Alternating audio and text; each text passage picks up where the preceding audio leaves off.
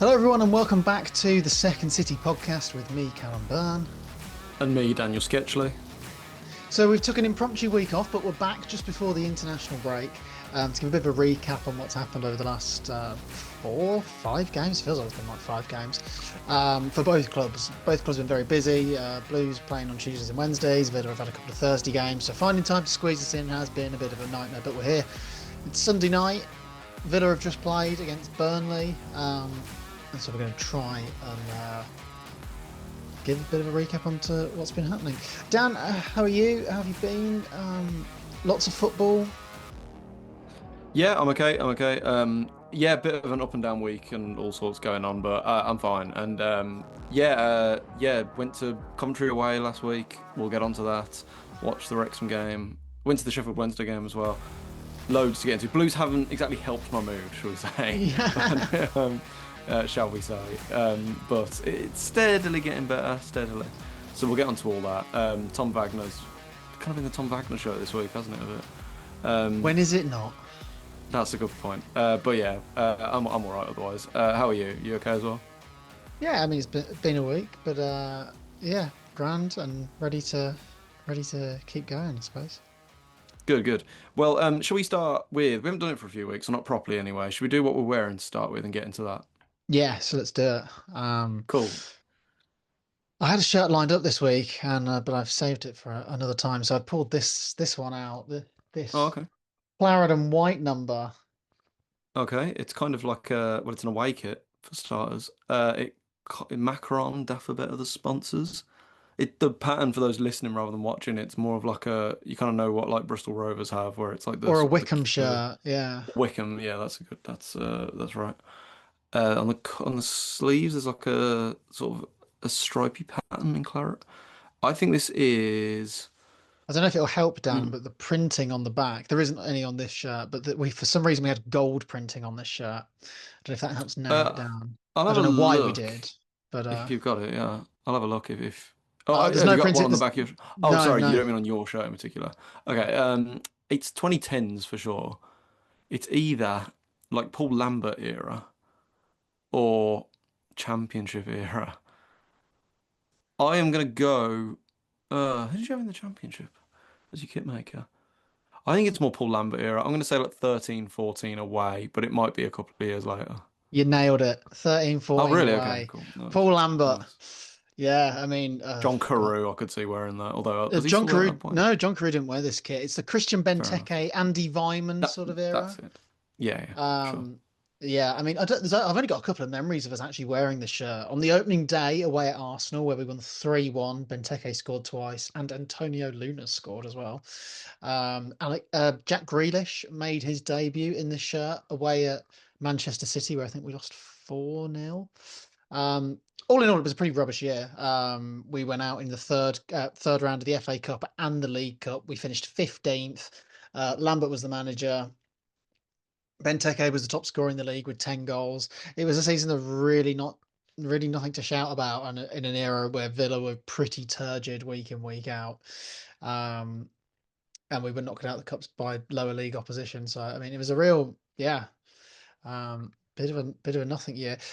To be honest, this probably was the year actually that we got knocked out by Bradford. I think it probably No, it was. isn't. Yeah. That would have been the semi. No, because we went out in the semi-finals, and I just said we got knocked out. But it's that sort of era where we were rubbish, and we did get knocked out by Bradford in the Yeah. semi-finals the year before, I think it was. It was a matter of Um, time before you went down. It was kind of starting to become obvious, and then obviously a couple of years yeah, later you did. yeah. The money had dried up at that point, and like the players we were signing were rubbish, or were for like pittance and things like that. So Of course, yeah. nice shirt, but that's about it. Fair enough. What do you think I'm wearing? It's I reckon you'll get this one, or you Yeah, should come close anyway. this is an easy one. So this is a blue Carbrini sash, one-off badge. Um, Easy Eberechi group Eze sponsor. group on the front. Yeah. Um, Oh, you go. yeah, it's an easy one. It's because there was a Second City derby played in this shirt, if memory serves, where one Rudy Gestede scored the winner, and that would mean it was 15-16 high. Probably, if I had to have a favorite blue shirt, I think this would be it. This is a great shirt. Sash. The badge is amazing. Um, I don't know why he Yeah, old haven't school badge. pulled that badge back out maybe for the anniversary this year, but Yeah, you're spot on because yeah, a bit of an easier one because this was obviously the 140th anniversary shirt, and then this season obviously is our 150th anniversary. So that means this shirt is 10 years old already this year, which is crazy. Um, which is really kind of hard to imagine. I got this shirt. I only got it like about 2 years ago, 2.5 years ago. I got it on Link Street, which connects New Street to the yeah. Bullring. They had a little pop-up shop in there, so I got that because I'd never got it, and I was like, I remember there was a shortage at the time because it was Carberini, so I got they did like a pajama version instead, so I just got that instead because I couldn't. Um, so that may explain because it was second hand. That may explain why the back of the shirt is a bit odd. Have you seen this? I must have I shown you have, this. yeah. I don't know how well you can see this, but it's just the number six. The number six in the championship font and no Yeah, name. no Who player. was So I can who was only the number six? Kieftenbeld, who was class. So I can only assume it was maybe someone got their name on the back and then they wanted to sell it, so they were like, if there's a way to get it off, I don't know. But then you think you get the number off as well, wouldn't you, if you could? But I don't know. But a good season. Gary Rowett's only full season at Blues, remarkably. He managed him four separate seasons at Blues, including his second spell, and he only did one full season, which was this season. But it was a good season. We finished 10th. And that was really a bit misleading because we were really in and around the playoffs for most of the season and then just tailed away at the end. Some real core memories. I think it was Reading at home, first day of the season. We beat them 2-1. John Terrell had his first spell at Blues this year. He was on loan and scored a lovely header. And then in that game, and I think Thomas Kuszczak saved a penalty in the last minute as well to keep it a 2-1. Just a fun season. Just had some good players, and Clayton Donaldson, Paul Caddis was still with us. Who else did we have? I had a few. Tomori Gray kind of had his first spell, kind of had a really good season this year, if memory serves correct. Um, no, so just a nice time, and hopefully this season will be the first time since then that we finish above that. Um, but also, I thought it'd be a nice time to get it on. First of all, I haven't worn this one. I wore this on the very first episode of the podcast that we ever did, over 2 years ago now, and I believe it's in the thumbnail the main sort of Yeah. default thumbnail that we have. Uh, and yeah, 10 years ago, spent quite a special time in my life. We started uni 10 years ago, and literally just last week or the week before was the sort of 10-year anniversary. So that game, that really just dead game, Yeah. where we were robbed, by the way, like absolutely robbed. Jack McGomez, that's another player I forgot to Jack's mention. Magoma, yeah. We battered Went you one that on one. night. You Don't know what you're talking okay? about. Sure, Yeah. sure thing. Yeah, that was the week I started uni actually. Yeah, so that was a bit of a Yeah, because neither of us went to big that night. game because it was No, Freshers Week. And yeah, it was, crazy. and yeah, and oh, actually, Liam who listens to this, he again, this was like 10 years ago, so yeah, he wouldn't do this now, I don't think, but he had a spare. He went. I'm pretty sure he went, and he had a spare ticket, and you definitely couldn't go because you were going to uni in Southampton. I wasn't too far away. I was just in Cheltenham, and he did say like if you want to come in the home end, and I was like I would love to, I just can't. I would be for one I was starting uni, so I genuinely couldn't go even if it's in the away end. But I was like I would be eaten alive as well. Like I'd go in the home end. There's some games you don't do that for, and that's one of No, them. I did it at Leighton Orient last year. That was a different kettle of fish. That was kind of Yeah. okay. Um, but yeah, I couldn't do it for that. But we were so good that night, and then we just didn't. Nicolai Brock Madsen was our option off the bench. Remember, he came on when we were 1-0 down. But yeah, good time in my life, good memories, great kit, good season. Tick tick tick. Only thing that we kind of failed on was not getting into the playoffs and getting over the line. But the last really, with the exception of last season, And the last normal season. suppose not beating Aston Villa in one of their worst ever seasons. Yeah, although had you One of like our obviously five wins that year, or whatever it I was. think if we'd played just slightly later, maybe, which is an awful excuse, I know, but you did win your opening game that year, We did, bizarrely, yeah, if I'm yeah. right. So it hadn't become obvious yet that you were really shit yet, if you know what I mean. Like Yeah, that's true. Yeah. we knew you were there for the taking, but uh, yeah. So it wasn't to be. Tim Sherwood was your manager at the time as well, Yeah, if yeah. memory It was serves his last correct. win as Villa manager. But shock. Gosh, well, yeah, sure, not a bad way to go, I suppose. But yeah, 15-16 at home, lovely shirt. Cool. So that's what we're wearing. Shall we get into the games then? Should we have a bit of a Villa recap first? Because as we're recording this, as you say, you've just played against Burnley, basically.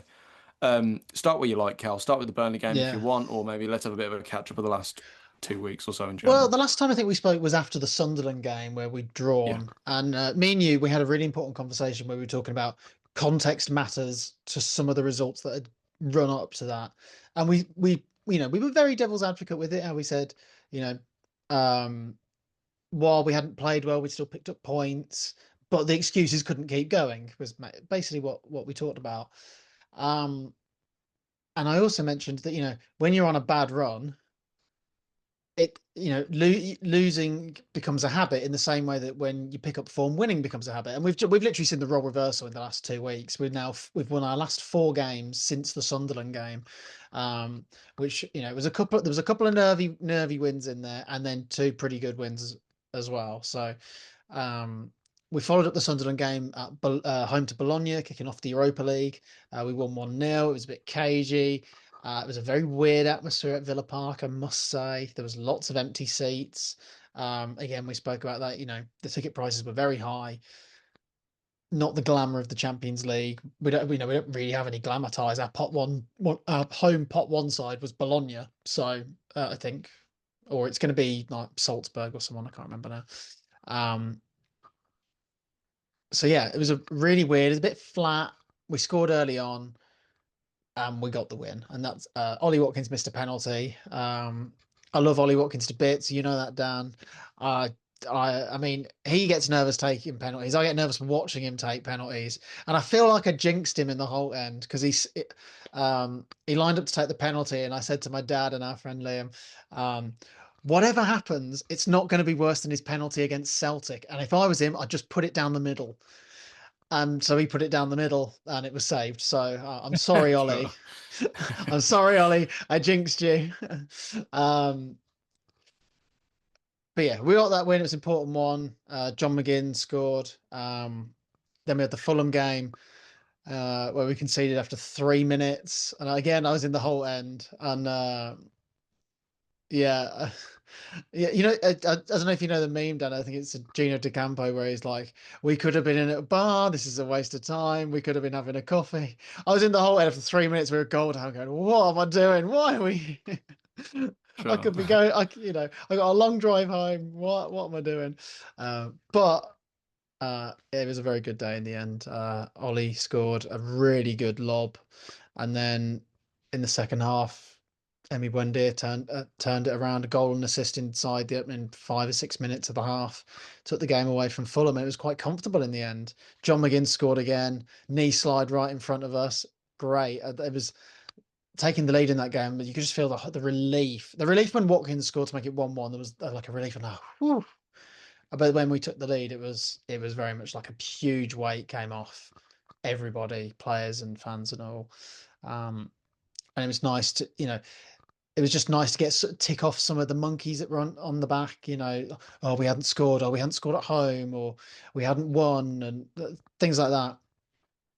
Most of those have all been ticked away and blown off, and it almost feels like a bit of Yeah, forgotten memory. yeah, it feels like a long time ago already. The whole of it, I haven't scored, only teams have not scored. That feels like so long ago already now. Yeah, Like, yeah, mad really. That's mm, football though, and because the game is becoming so thick and fast. It was a long time ago in a way. It's yeah. 4 games ago really.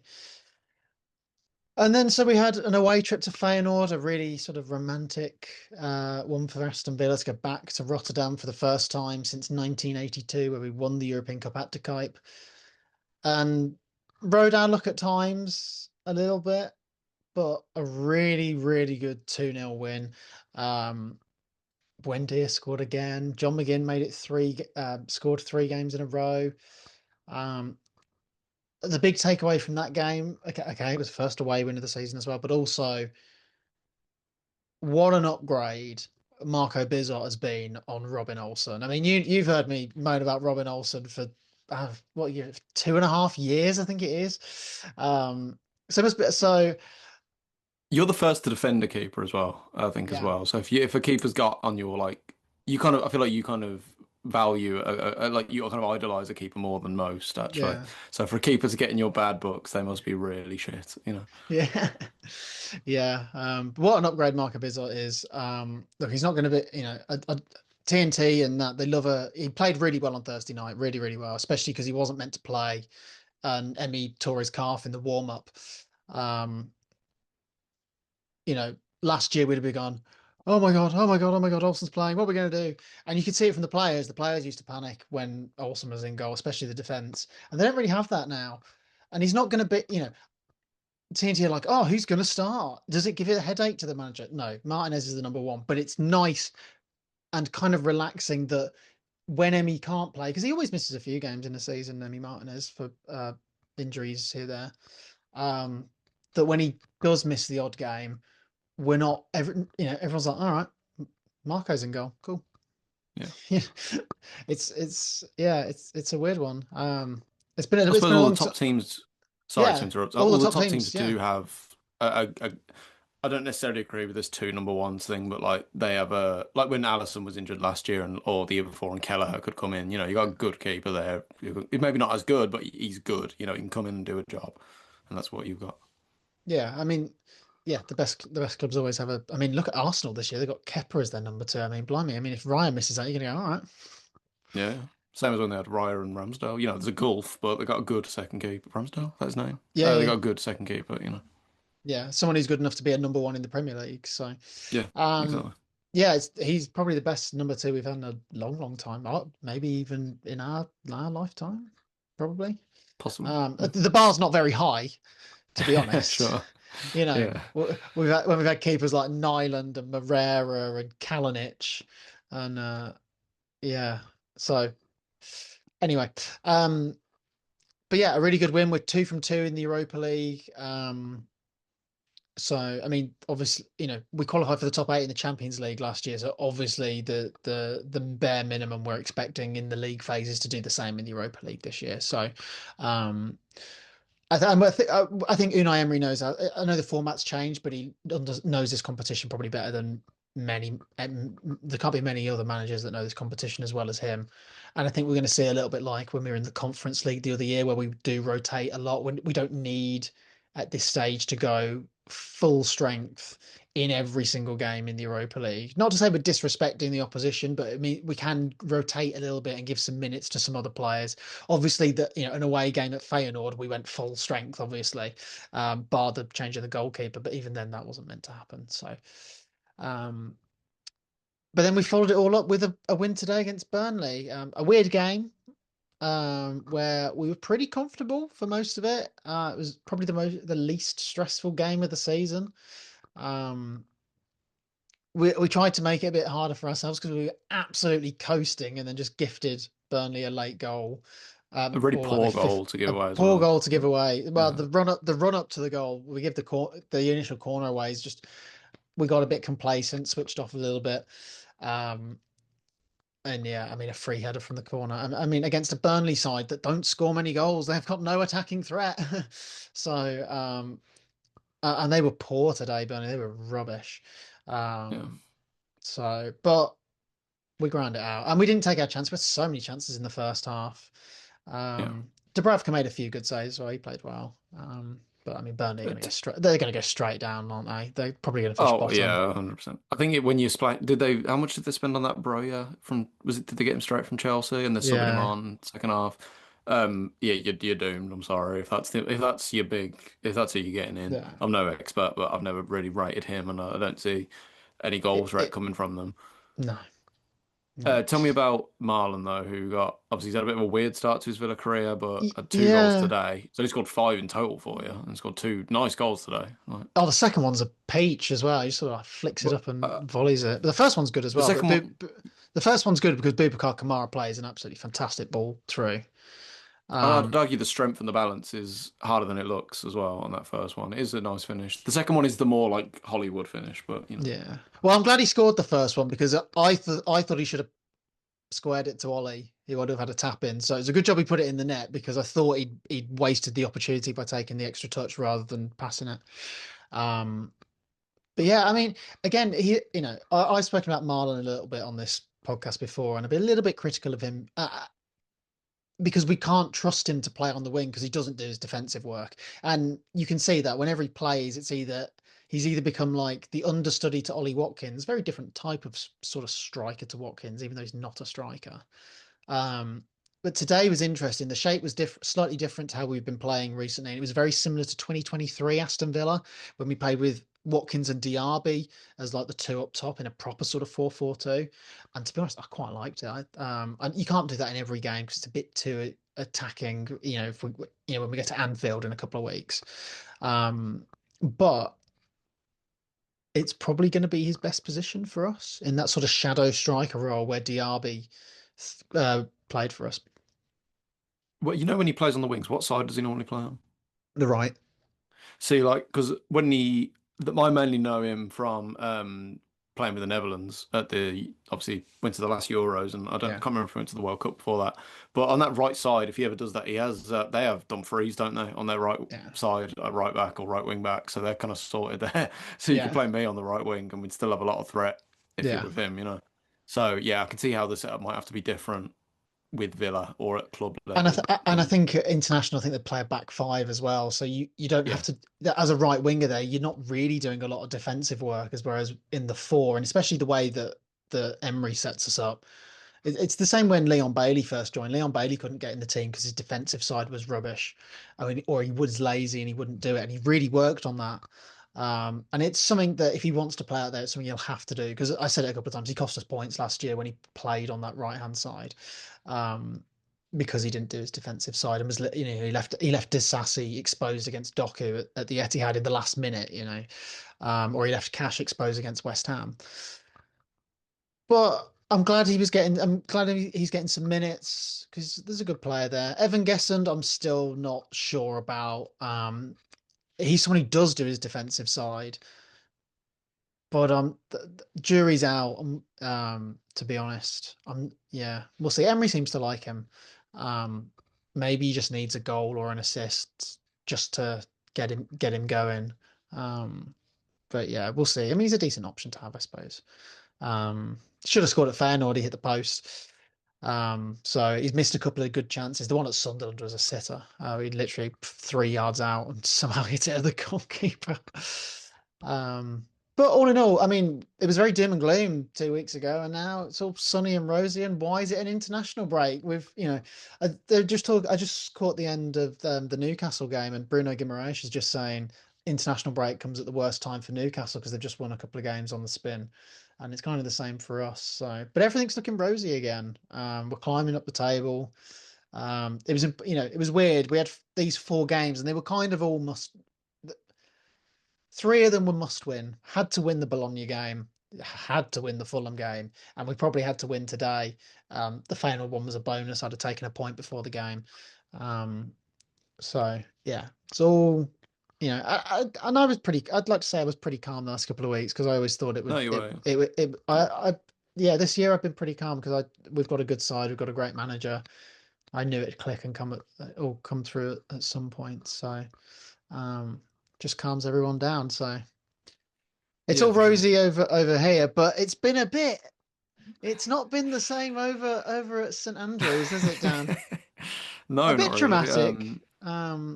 Yeah, I know social media is a bit of a bubble, but a few frustrations towards the manager, I've heard. I mean, yeah, talk us yeah. through it, Dan. You had a dramatic.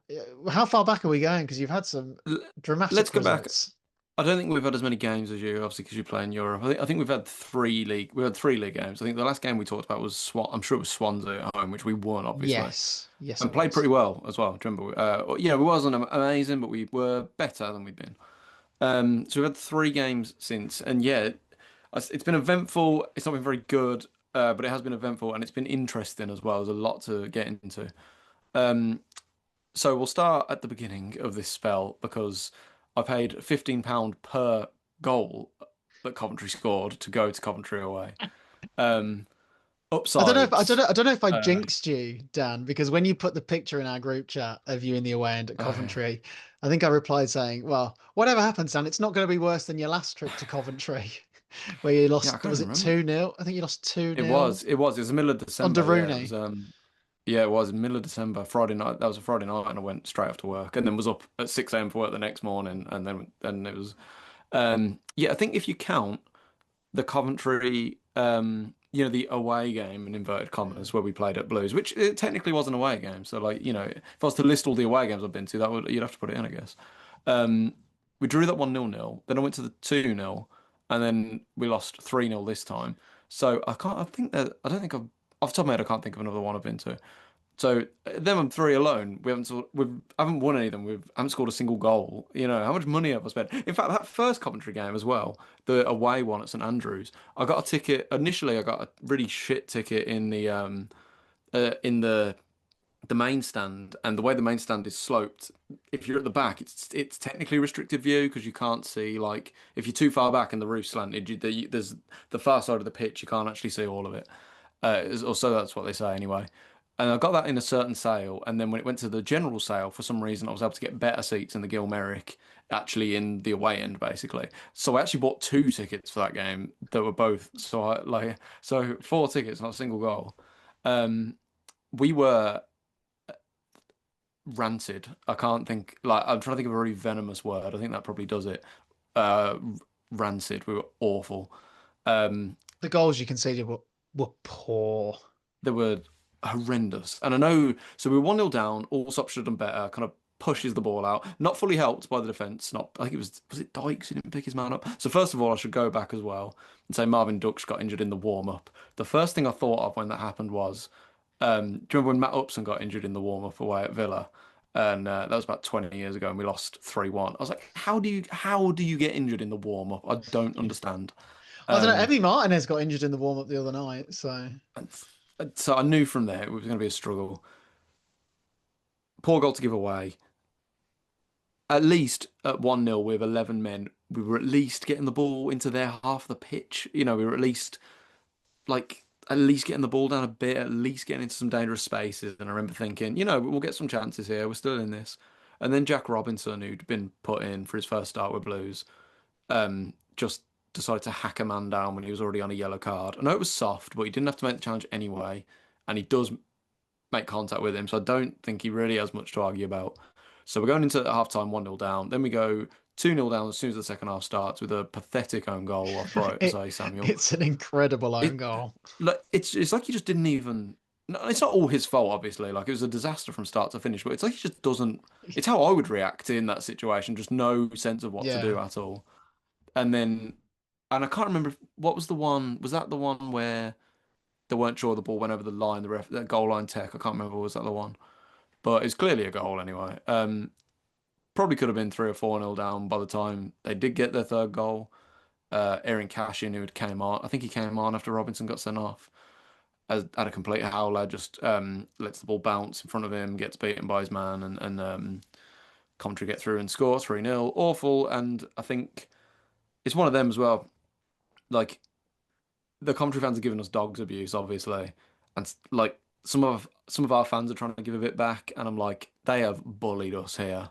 Like, just take it. You The know what top of I the mean? Like, league. just yeah, let them enjoy it. So that was awful. We'll talk a bit more about Coventry later, because there is obviously there's been a very eventful few weeks there.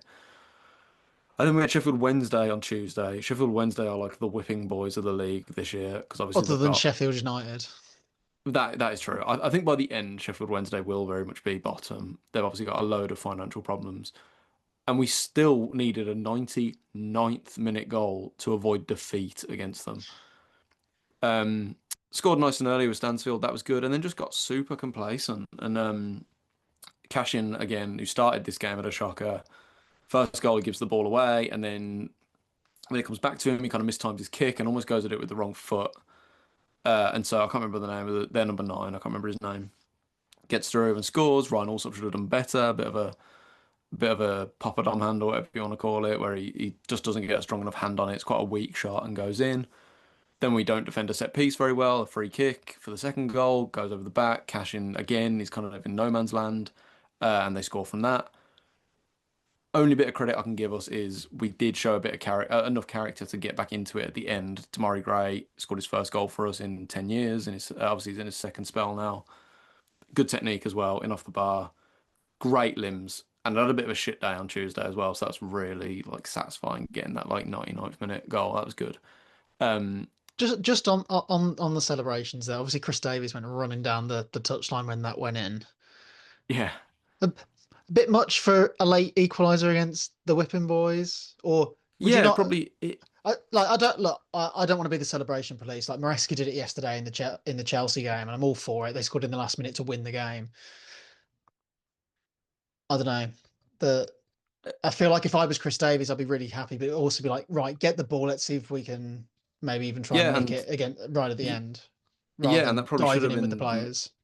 Yeah, I agree. Because again, not to be the celebration police, I think there is a time and a place for it, and it is great to see a manager who cares that much and Yeah. loves it that much. But I agree. You like, it's kind of a must win, really. Sheffield Wednesday at home on paper is the easiest game you'll have all season. Davis, though, was probably super relieved because obviously this is kind of the topic of discussion. This is really the first sticky patch Davis has had in his whole time at Blues, really. Mm. Coventry, he looked. It was the first game where he was completely out. Frank Lampard just completely, whatever, out. Tactically was just Well, completely maybe other than the outdone. trophy final. Yeah, actually, good point. Yeah, but maybe at least in like consistent games, if you know what I mean. Like, or on a, it didn't feel like a one-off. But he'd also done some really weird stuff with. So this kind of ties into the Wrexham game as well. In fact, maybe I'll touch on the Wrexham game first, and then I'll come back to all this, the whole Davis thing. Wrexham on Friday night. Awful first half again. Obviously, he was in the middle of the, like, it's kind of died down here now, but Storm Amy was kind of at its worst and awful conditions. Gave away a really basic goal again from a set piece, not dissimilar to the goal you conceded today against Burnley. Just a route one corner, two free headers. The initial header, the initial contact as well. The man gets free, and then you see Dykes and Clara, like our two biggest players, charging into him. It's too little, too late. And then who was it? Dobson then was right near and can get a little flick on it to make it 1-0. We were really poor first half, but scored 20 seconds into the second half. Patrick Roberts with his first goal for us. It was a perfect start to the second half, and we were significantly better. But I would argue as well. I thought Wrexham were completely dominant first half. I would argue they were really They poor second haven't half. they I hadn't don't won at home. Yeah. know that, which is mad because obviously their home form has been so integral to them climbing up from the National League, and they've lost very few home games the last few years. I don't know what happened to them second half. I know with certain players like Kiefer Moore and so on, they will always have a threat. But yeah, I thought they were there for the take in second half, and we subbed basically our entire. Well, we bought who do we bring on? We bought on Keshi Anderson, Lewis Kumas, Kyogo, and I was like, you got a lot of pace coming on here, a lot of strength. Obviously a bit more strength than Anderson anyway. I was like, they're there for the taking. These are there for the taking. Obviously, Kyogo had a goal ruled out for offside, which was gutting, so it was a lovely finish. But yeah, that was almost a bit disappointing as well in that sense. I thought they were so off it second half. We really could have killed them off, and we didn't really. But grand scheme of things, a point away at Wrexham, even if they haven't hit the ground running, is a good point. Um, so that kind of we're going into the international break, not in great form. We're 16th in the league, which was not really in the plan. Granted, we're like 2 points off sixth or something, so it doesn't really matter that much in terms of it. It's still early. It's still early. I think Davies will be feeling the heat. I don't think there's been some talks about is obviously Wagner's been at the games. He was at the Wrexham game as well. I think he was at the Can Sheffield we Wednesday can we game. talk about We'll get onto that in one sec. I know exactly what you're going to want to talk that? about. Um, it's actually 2 years ago this weekend that Eustace got sacked as well when we beat West Brom on the Friday night, right before this international break, and then Eustace went and Rooney came in. So happy anniversary, Wayne, if Wayne Rooney, if you're watching. I'm Um, sure he's got it marked on but his calendar. yes, he said it on Match of the Day last night. Actually, gave tribute to it. Um, uh, so the big thing though is Davis will be feeling the heat, and a lot of it somewhat is he hasn't. To me, I'm not an expert. I'm by no means an expert. We do this as a bit of fun and to have a chat about football and stuff. We're not here to put the world to rights. Some of his tactical decisions have been really strange lately, and so for one, obviously Robinson got sent off, and that's not his fault. That's obviously not Chris Davies' fault, to clarify. That's not his fault against Coventry.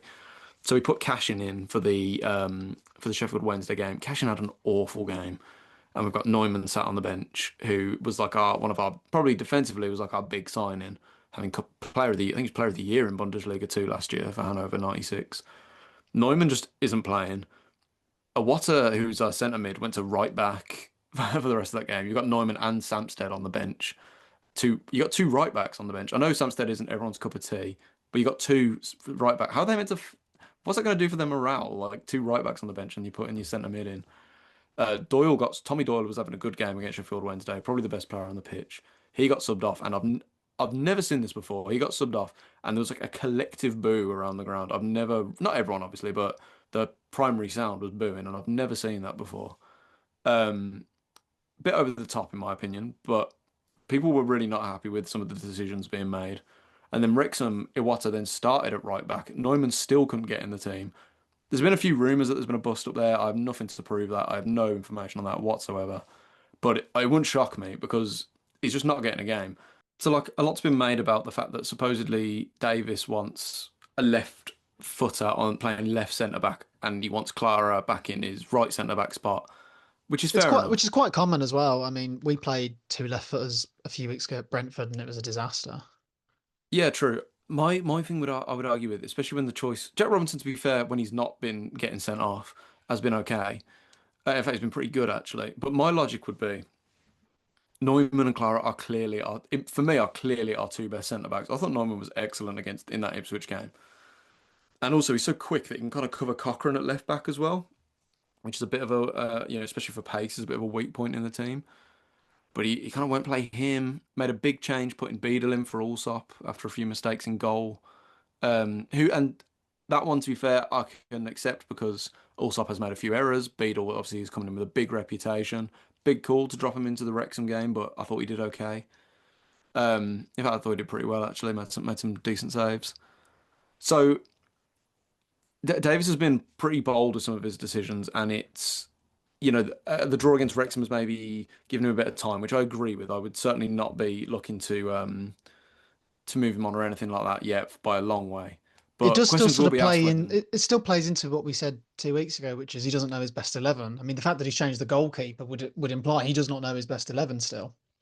absolutely, and I just wonder if I think I keep referencing it anyway, but like that Ipswich game, first game of the season, we looked so good. Everyone was at it. Very unlucky not to win. And you remember the bit at the end of the game when they scored the penalty and one of their players booted the ball into the crowd and Clara has like clattered him. I can't that I just could not see one of our players doing that now. Like that level of like intensity has really gone. Um, I don't know if a lot of new players coming in, a lot of big characters maybe, players coming in on bigger wages, it can all cause just a loss of cohesion and maybe that's it. And maybe it's going to take a bit of time for it all to click. Something I'd add as well is obviously you talk about 2 years since Rooney coming in. There's lots of comparisons between your ownership and the Wrexham ownership, for example. And I think if we go back to our review on the documentary, there's the line in it from Rob McInerney where he says, "We let the football people do the football side. We just do the marketing. That we just put the money in under the kind of the face of it." You don't it doesn't it never seemed like that, and it doesn't seem like that with you guys and your ownership. And it would not surprise, obviously, they sacked Eustace 2 years ago for the glamour Rooney, and it didn't pay off. And it wouldn't show, Chris Davies is like another John Eustace, isn't he? Nobody knew who he was. Nobody knows who he is. He's not a Sure, big name. He's not marketable. sure. It would not be a surprise if of it, if an opportunity to move him on and try and get a name, probably someone with a bit more experience than Wayne Rooney, let's be honest. It just wouldn't shock you at all, would it? It would be less of a surprise than the Rooney one, the Eustace Rooney one, like because that was a total shock. And if they can do that, I know that was 2 years ago, but it wouldn't be as big a surprise as that. Um, obviously, I think he deserves time. Davies has always had weird habits and things that frustrate me, but I think his It's only record his at the second Blues, season of management. I mean, exactly, it's his first season ever at this level. I think he can be forgiven for, I mentioned against Coventry, he looked completely lost, and he did. But that can be forgiven. At the minute, I think he needs to do. Everyone slags off Paul Merson on Soccer Saturday, but he said something which I thought was it's just such a good piece of advice. He said when he was at Warsaw, I know it was a brief time, didn't go particularly well, but he said I can't remember who it was who told him this, but he said when you get there, write your best team down on a piece of paper and put it in a drawer, And when you're really up against it and you're in the woods and you keep changing the team and you're in a bad rut and you're lost and you don't know what's going on, get that piece of paper out and go back to that team. And I think Davies needs to do that a little bit, if you know what I mean. Um, a lot of injuries, to be fair to him, which again is a bit of a concern. We don't look as little things like foot races and 50-50 duels. We just seem to lose so many of them, getting a lot of injuries. So we got everyone was and rightfully so was raving about Samuel and Laird as our two right backs, our two starting right backs, because there's two really strong right backs there. They're both injured. Dux is injured. I think Keshi Anderson's just come back from injury. I think Willemsen's injured. So it's all just mounting up a bit, and we've got good squad depth. But now that we've had a few injuries, it's maybe not all we thought it was, if you know what I mean. Like it's still a good team. Don't get me wrong. Um, But the fact, and I like the guy, don't get me wrong, but the fact that Lyndon Dykes is like starting games for us and is like our main threat when he was going to leave to Hibs, bar a And he deadline couldn't get a day kick last year, turnaround. really. No, he was very much, no, wasn't the main man. Um, so it's been a struggle. It's not been great. That Ipswich game feels like a real long time ago, and I don't think Davies, to be fair, has been helped. We'll get on to Tom Wagner properly in a minute. He hasn't fully been helped by the.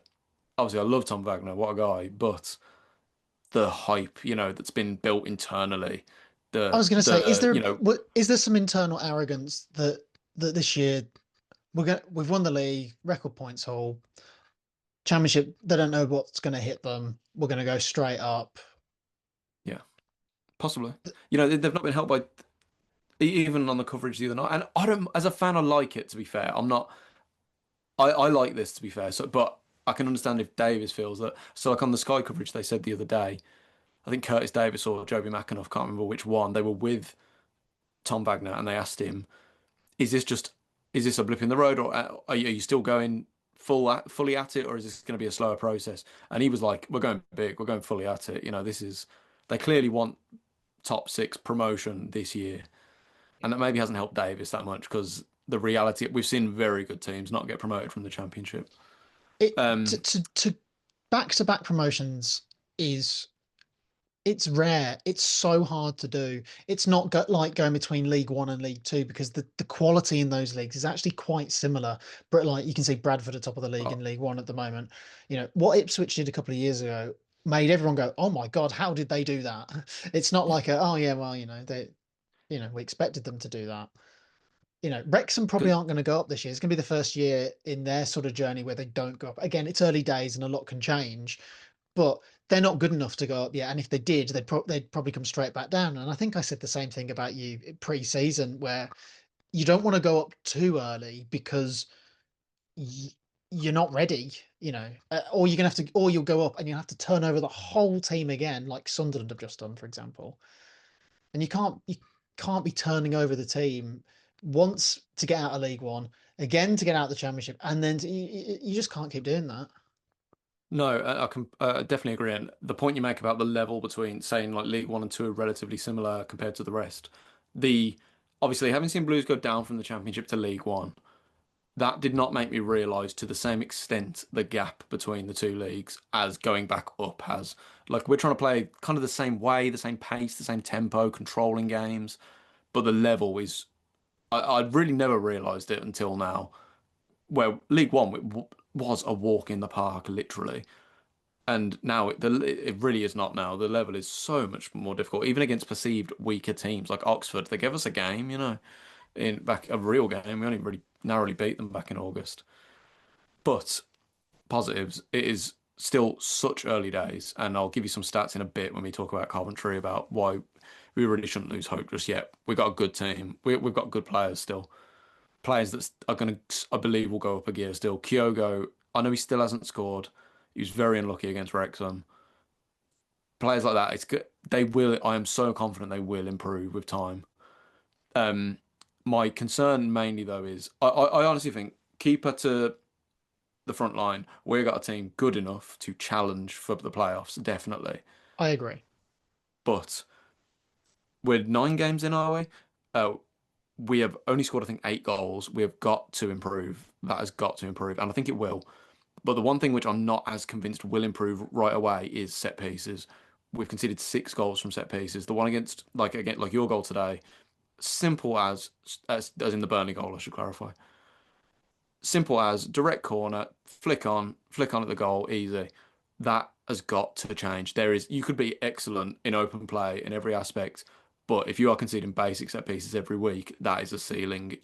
Surely you can only finish so high if you are constantly conceding from set pieces and you are never scoring from them.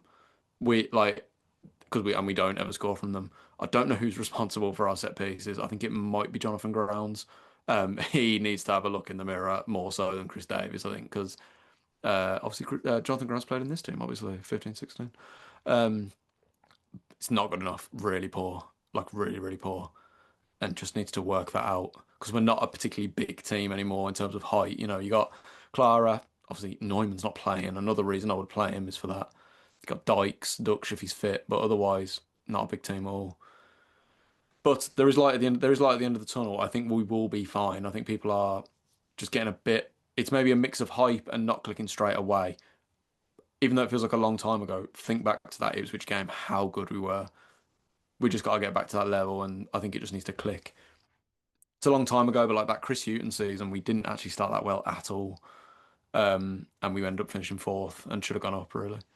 How many times do we say you cannot win or get promoted from the championship in the first 10, 15 games of the season? It's all about the running in the championship. Even the year you went up, you were We were pretty awful. 14th. We Like, were yeah, we yeah, were 14th before we won those 10 out of the last 11 games to make the playoffs. yeah. Like we were nowhere. I I think people have got a valid. I think they got a valid argument when they say this year it's going to be mid-table this year. They got a valid. They're fair enough. That's their opinion, but I think it's way too early. In my opinion, it's too early to say that. There is, it may well happen, but I think we've got every chance still. That also Um, would not be a failure. it wouldn't be. It would be disappointing. Don't get me wrong, but no, we've got a long way to go. So, but let's talk about that Tom Wagner The stuff elephant in the briefly then. room. Yeah. I don't know if you saw. First of all, he was at, was it? It was some event in London, and he came out talking about the possible restructuring of the finances in the pyramid and so on. And he was on about the trickle down. You know, they've been talking about redistributing distribution of wealth in from the top six or whatever down the pyramid. I think Wagner was basically saying he didn't agree with it because his argument was the top six or whatever having such financial clout is what brings in international attention, and then that wealth, that brings wealth into the whole league, and that's what keeps everything healthy, and that they need to have that power to be, to bring attention to the league. I haven't explained that very well, Very but I would American argue, POV, that is, isn't it? yeah, I would argue, I kind of get what he's saying. He kind of worded it fine, but I would argue he's probably saying that because Blues do not need the money from Man City. He is Tom Wagner and co are stacked. They don't need that. Morecambe might or Notts County or whoever might. And obviously he's probably thinking as well, the goal is one day Blues will be that team, and he doesn't want us giving some of our money away. Not to completely criticise Tom Wagner because I think he's a great owner. I think what he's done for Blues has been unbelievable. And the fact that we are in serious discussion about promotion this year is remarkable. And he's done so much for the club. So not to completely slag him off. That was just my opinion on that. But you might not be so forgiving about the. I haven't actually watched it. I kind of couldn't bring myself to watch Oh, it. well, that tells you everything, Yeah, doesn't it, Dan? yeah, sure. I don't So know. what happened? We've talked about Tom Wagner before, but I mean, that man loves the camera more than his missus, Yeah, doesn't he? I mean, maybe. Yeah, like I don't know. I've never seen an owner like that's how many owners do you see like interviewed pitch side on Sky Sports pre-game or post-game or whenever it was? You just don't. But look, if he was in the away end by the looks of things, he was. he was. I Yeah, he don't. was. Yeah, I don't mind that. I mean, you see the videos of is it Noel Gallagher at the Man City games, or Yeah, yeah. Christian Purslow was in an away end for Villa a couple of years ago. Um, So but sorry to interrupt. The Wagner one though, it reminds me more of Stuart Donald in the Sunderland Till I Die. yes, That's kind of what it yeah, makes me think of more. But anyway, yeah. But I mean, the video of him lecturing your fans at half time, giving a team talk to the to the fans is just it's beyond cringe. And look, maybe if my owner was doing that, I don't think I'd be very impressed with it. You pay your money for your ticket, you travel up and down the country, you know, if, we've all been in the stands, if it's flat on the pitch, it's going to be flat in the stands. You can't always generate a good atmosphere if there's nothing to get you going. You at least need like a crunching tackle or, a bit of a shot or, you know what I mean? But to be there, maybe it's not helped by he's wearing the bobble hat, right? Sure. Like he's wearing the You bobble want to be hat. sat He's, behind him, would you? Cover your view. yeah, Like. you know, uh, it's yeah. So what was he doing exactly? Was it a bit of a Delia Smith, like, where are It was you it was a sort of bit thing? it was a bit like it was a cross between Delia Smith and that I think it's that American Chicago Fire fan that's like fight and win. Brilliant. He's like, I know Yeah, it's been flat, but we've got to get behind the team in the second half. Like, shut up. yeah. A bit for the cameras. It's That'll just all be. put on. I'm surprised like the Amazon Prime people didn't have Prime View underneath. But we did score 20 seconds later, so who knows? Maybe Uh, the players heard it and were that motivated. oh, No, I know what you mean, but maybe it'll be one of them. Like I've seen people compare it to the Delia Smith thing, which is one of my favorite things in football oh yeah, ever. it's I love great. that. I think if you're going to do it, go all out, get razzed and go on the pitch and shout it or down a microphone. Don't let it go viral on Twitter. Just do it on camera. Yeah. Um, but no, that's Blues. Apologies, I've talked for ages there about Blues. So not been great, but far from great. But in contrast to you, maybe the break has come at a good time. Yeah. Is my hope. Hull away after the break at home, winnable game. We're still unbeaten at home in the league, by the way, since April 2024. I think it's 29 games now. Well, that's really good and something to build off. So, did you have anything else, Cal, before we talk about? I'm just going to have a quick chat about the other Midlands teams, unless you had anything else on Villa. I can't remember if I don't think we spoke about it because I don't think it happened, but obviously Monchi has left Villa now. No, I don't think we had no. Um, I don't think we have. Bit of a surprise, kind of came out of the blue because that news, I can't remember what day it was. I was about to go to bed. It was like 10, 11 o'clock in the evening. And for whatever reason, I opened up Twitter and was like, what the hell? But he's gone. He's been replaced. A bit of an external surprise, but apparently not an internal surprise. He was out of contract in the summer coming up, so the summer of 2026. He's still part of the ownership group. So Nassif Sawiris and Wes Edens, they're sort of like holding company for Villa because obviously like they bought the stadium and they sold the women's team back to this holding company. So it's called V Sports, and there's a bit of a multi-club ownership with a couple of places. So he's still involved with the V Sports, but in a different capacity, and someone else has taken his role. Bit complicated, don't really understand it, but it seems like he came in to do a job, and they've done it was now time to get someone in. And the transfer window we just had was very, very difficult, and you can see how it bled onto the pitch in the first 4 games of the season or whatever it was. And it's clear that the new guys come in, and the strategy around the transfers is probably going to change slightly in terms of we'll probably bring in a few people for small amounts of money that we can move on and get some PSR in the bank, so to speak. Monchi was great at doing some of those dodgy PSR deals, like flogging Amari Kellyman, who, if he stays fit, will be a very good player one day, but flogging him for 20 million when he'd never even started a Premier League game before, or, things like that. So, obviously people look at his sort of first 11 transfer success rate, which is not great, but I think in terms of making up, I think the job that he was actually brought in to do, he's done quite well. And it's not like he was sacked, because he's still involved with the club. So, but that was about it really. It seemed like they had the replacement ready anyway because it Yeah, was so quick. From the yeah, outside looking in, it seemed fairly like well dealt with, if you know what I mean. Bit of a surprise, yeah, but it seemed well dealt with. yeah. By the sounds of Um, things, it wasn't a surprise with how things had happened over the summer. So, and obviously, they gave him an initial, what was it, 3-year contract in the first place. So there was a plan for him to do, and maybe he just hit the objectives early potentially. Yeah. So Fair enough. Shall we then have just obviously this is the Second City podcast, mainly Blues and Villa, but we do like to have a little look at the other West Midlands teams and keep tabs on them to cater for everyone. We'll get to Coventry in a minute. That's kind of the big story and why I thought to kind of do this week. So let's start with Wolves.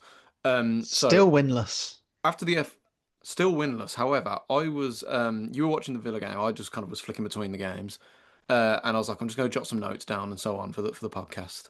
And I started writing Wolves finally off the bottom with a win against Brighton at home, and then literally right as I was typing it, what's his name? Van Heck. Is it Yeah, John Paul Van yeah. Heck? Van Hecke, yeah. Um, uh, Bombs in with a bullet header, 1-1. So Wolves are still bottom. Second week in a row that they've drawn 1-1, despite being 1-0 up and giving away a late goal. Obviously, Manager was sent off today as well, I think. was he? That's not well. Thankfully, he's got his new contract, so it's not going to count against him there. But against Spurs last week, was it Paulinho scored like last minute Yeah. to really hold them back? So they are still bottom, and that was despite today. I know it was an own goal today to put them 1-0 up, but it was technically like it was a long range shot that then bounced off the keeper's back and went in. So it kind of looked like that bit of fortune was going to kind of get them their first win at Molineux finally, and would have been a good win against Brighton as well. But it's not happened. Worrying times because these are the kind of games they still haven't had that bit of luck to get that win over the line. So worrying for them, especially when other teams are like West Ham have been in poor form and have sacked their manager and so on. A lot of missed opportunities, and I think it's been probably a decisive couple of weeks that have really gone against them. Moving on International to break's going to West be Brom. huge for them to sort of reset and try and go again in this net before the next international break. Yeah, absolutely. Because then after that, there isn't an international break for like months. So you've really kind of got to get in your stride by then if you haven't already. So moving on to West Brom, they had a really frustrating day at Millwall yesterday. They lost 3-0. Really weird run of form that they're on because they got absolutely battered at Millwall yesterday, and that was after winning away at Norwich in midweek. So really good result away, followed up by this. Ryan Mason will be livid with that. And especially seeing as they should have beaten Leicester last week as well, where they were 1-0 up and then conceded a last minute goal right after Josh Maja had one of the misses of the season to make it 2-0. So really weird time for them. A couple of other poor results in the last month, or at least disappointing results, losing at home to Derby, losing away at Middlesbrough. So they haven't quite hit the ground running yet, but they're still seventh. So, I mean, they're only 2 points out of Blues, granted. But yeah, I feel like they haven't hit top gear yet. So maybe a bit like Blues, still got a little way to go. But they are still in and around the playoffs, and that says a lot about them and probably the quality of their side. And credit to them, to be fair, or credit to Millwall, I should say at least. It wasn't all about West Brom. Femi Aziz's goal to make it 2-0 yesterday is a goal of the season contender. Go check it out if you haven't seen it yet. Unbelievable strike. So that's West Brom. Moving on to Walsall, they're having an unbelievable start to the season. They're top of League Two. They've won 8 of their first 11 games. Came from behind to beat Bristol Rovers yesterday with Aaron Presley scoring twice to make it 2-1. Feels like a bit of Um, deja vu, doesn't it? yeah, it does. Yeah. Um, Matt Sadler will be very happy with that. But yes, as you say, we saw this the whole season and then let it go. But they got Northampton I think they've got Northampton this week in the EFL Trophy, and then I think they've got Crawley this weekend in the international break. So they will be very much hoping to hold on to that, and they'll probably get 2 wins there, you would think, or certainly the Crawley game. Crawley are 21st in the league, so you'd very much expect Walsall to keep the good run going. The good run going. So good luck to them. And then before we get on to Coventry, we used to do a little bit of non-league stuff as well. A little bit of an update of what's going on in the non-leagues. So this weekend is the final FA Cup qualifying weekend. To obviously, and then after that you get through to the first round of the FA Cup. So it'd be lovely to see one of our local sides get through. Unfortunately, quite a few of them are out already of the qualifying. Bromsgrove Sporting are out, Redditch are out, Alfchurch are out. I think Stourbridge are out. But the two that are through, or at least will be taking part in this round, Solihull Moors playing Ebbsfleet. They're playing Ebbsfleet away this week and at home. So good luck to both of them. That's this weekend's ties during the international break. It'd be great if one or both of them could get through and have another run in the FA Cup proper. So good luck to them guys. We'll be keeping an eye on that. But finally, the real story really is Coventry, who obviously are top of the championship already. What a an unbelievable run they've been on. Obviously, we talked about their form against Blues last week. They got 19 points after 9 games. They haven't lost in the league. They've scored 27 goals, which is 12 more than anyone else. Again, for context, the Blues have scored 8. They just beat Sheffield United 5-0 away. Sorry, Sheffield Wednesday 5-0 away. They beat Millwall 4-0 away in midweek. Before that, they beat us 3-0. Brandon Thomas Asante, I think he's the top scorer in the league. And I'm pretty sure it's him, Victor Torp, and who's the other one? Had you right? Haji Wright. They're all in the top. Them three, I think, are in the top 6 goal scorers in the league, which is remarkable. They got Blackburn at home next, so you wouldn't put it past them to just keep it going. They've only conceded 7 goals, so only I think Middlesbrough and Stoke I think have conceded less.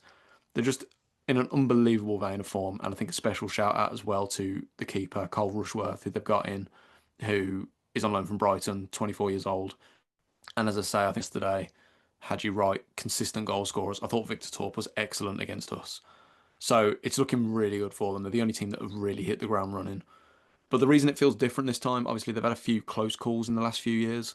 Obviously, got into the playoffs last year, and then was it 2023 when they lost to Luton, I think it was. Yeah. The difference is them years, Coventry were always slow starters. So I did a bit of digging. So as I say, after 9 games this year, Coventry got 19 points. For context, this time last year, Coventry only had 8 points. So they're 11 points better off. And then in the season where they lost the playoff final, so what would that be, 3 years ago, 3 seasons ago, they only had 7 points at this stage. So both them times they started really poorly and they had great seasons. And now look where they are now. I don't know what you think about them, Cal, if you think it's Yeah, I mean, looking up they've for got to them. be out. They've got to make sure they don't do it the other way around though, where they Sure. end up they finish badly. But yeah, I mean, Lampard's doing a great job there at the moment, and especially the way that they got knocked out of the playoffs last year. It very easily could have all sort of unraveled this year. But they've started so well that they're currently looking favourites for the title. Or so They yeah, are, we'll yeah. see if they Yeah, can. with a few Yeah, we with a just got to few see if they can bookmakers. keep it up because we are it's the first weekend of October and the championship is a long trek. Um, we've seen teams start well and it's so hard to keep it up as the Saturday Tuesday through the winter comes around. You know, FA Cup will roll around as well. So, but yeah, I mean, Yeah, it's looking good for them, especially with the stadium deal going through and everything as well. They'll be just feels like a good point for them after some very tough years. Obviously, it's been over 20 years since they were last in the Premier League. So yeah, full credit to Lampard. I know he gets a bit of stick, but he from the wider footballing community, but he's doing an undeniably great job there. And so that's pretty much all I had on that. And I think that's all we have for this week, pretty much, Cal, unless you have anything else. no, I think that is everything this week, Dan. It's been great to be back on, and Absolutely. yeah. Until next time, and up the Villa.